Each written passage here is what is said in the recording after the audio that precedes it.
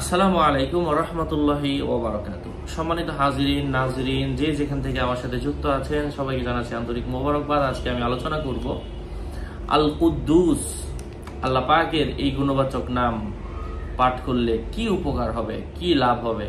আল কুদ্দুস অথবা ইয়া কুদ্দুসু, করিষ্কার কু, দয় দরিষ্কার দু, দুন্তা শয়রিষ্কার সু, এর অর্থই হচ্ছে সকল দোষ থেকে মুক্ত। এর কয়েক ধরনের কিছু ফজিলত রয়েছে, সেই ফজিলতগুলোই আজকে আপনাদের সাথে এই ভিডিওতে আলোচনা করব। সাথে আছি আমি মুফতি জুবায়ের ইমাম, এবং আমার ভেরিফাইড চ্যানেলের ডিসক্রিপশন বক্সে ক্লিক করলেই কিন্তু পেজ এবং আইডি আসবে। এছাড়া অন্য কোনো পেজ নাই, আইডি নাই, ইমো নাই, হোয়াটসঅ্যাপ নাই, টিকটক নাই, ইনস্টাগ্রাম নাই। আমার নাম আর ছবি ফেসবুকে, টিকটকে দেখেই বিভ্রান্ত হবেন না। যাই হোক, যে ব্যক্তি সূর্য হেলার পরে, অর্থাৎ সূর্য যখন অস্ত যায়, যেই দেশের মধ্যে আসেন ওই দেশের মধ্যে সূর্য যখন অস্ত যায়, এই নামটি অধিক হারে যদি কেউ পড়ে, ইনশাআল্লাহ আল্লাহ পাক তার অন্তর আধ্যাত্মিক ব্যাধি থেকে মুক্ত হয়ে যাবে। আধ্যাত্মিক ব্যাধি থেকে আল্লাহ সুবহানাহু ওয়া তাআলা তার অন্তরকে মুক্ত করে দিবেন।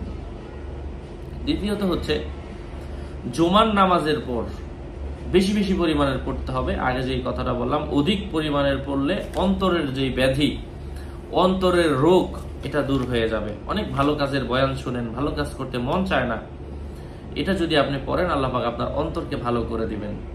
এবং জুমার নামাজের পরে কোনো মানুষ যদি একটা রুটি নেয়,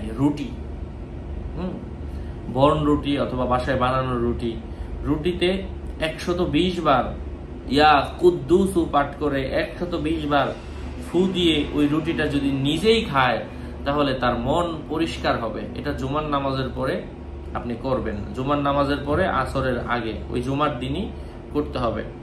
শত্রুর কবল থেকে পালায়নের সময়ে, যখন আপনি পালিয়ে যাচ্ছেন, শত্রু আপনার ক্ষতি করতে চাচ্ছে অথবা আপনি চাচ্ছেন শত্রু আপনার কোনো ক্ষতি না করুক, ওই মুহূর্তেও যদি আপনি এটা অধিক পরিমাণের পড়েন, ইনশাআল্লাহ আল্লাহ সুবহানাহু ওয়া তাআলা আপনাকে শত্রুর ক্ষতি থেকে হেফাজত করবে।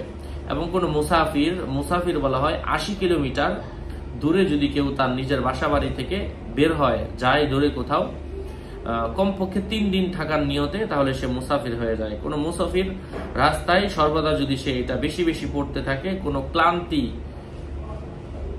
অবসাদ তাকে স্পর্শ করতে পারবে না, সে ক্লান্ত হবে না, তার মধ্যে একটা ভালো মনোভাব থাকবে, সবসময় তার মন ভালো থাকবে, সফরের যেই কষ্ট এটা তার অনুভূত হবে না। এবং 300 বার কেউ যদি মিষ্টির মধ্যে ফু দিয়ে 300 বার ইয়া কুদ্দুসু পাঠ করার পর 300 বার একটা মিষ্টির মধ্যে ফু দেয়, এবং ওই মিষ্টিটা যদি শত্রুকে খাওয়ানো যায়, শত্রু তার উপর দয়াশীল হবে, মানবিক হবে, শত্রু তার উপর দয়া করবে ইনশাআল্লাহ। আশা করছি বুঝতে পেরেছেন। আরো আপডেট পেতে সাথেই থাকবেন। আপনাদের মঙ্গল এবং দীর্ঘায়ু কামনা করে এখানেই শেষ করছি। দেখা হবে অন্য কোনো ভিডিওতে। সুস্থ থাকবেন, ভালো থাকবেন। আগামী কোনো এপিসোডে আপনাদের সাথে কথা হবে। ওয়াসসালামু আলাইকুম ওয়া রাহমাতুল্লাহি ওয়া বারাকাতুহু।